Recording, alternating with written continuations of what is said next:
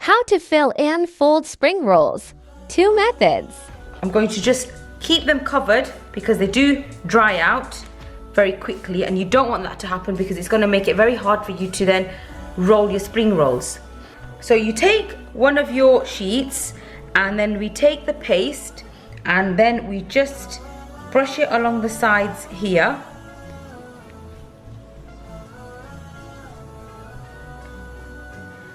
And just take a small amount of mixture. You don't want to put too much along there,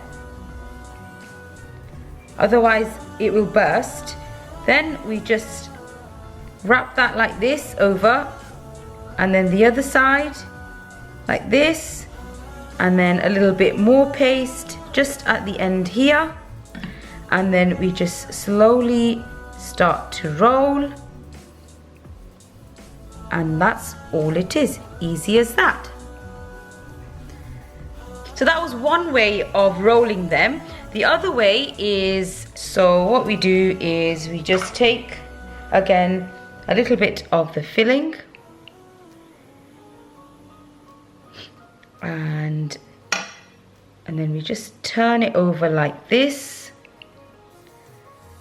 So basically what you need to do is your spring roll pastry is this way, so like a diamond shape, and then we just roll this like that, and then take this side and fold it here, and then take the other side and fold it there.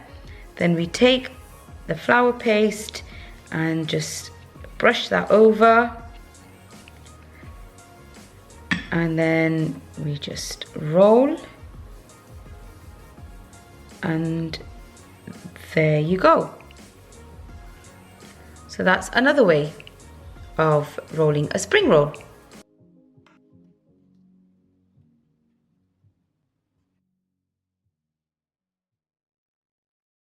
These are ready, so they're looking nice and golden and crispy as well. So there you go, guys. I hope you like my spring roll.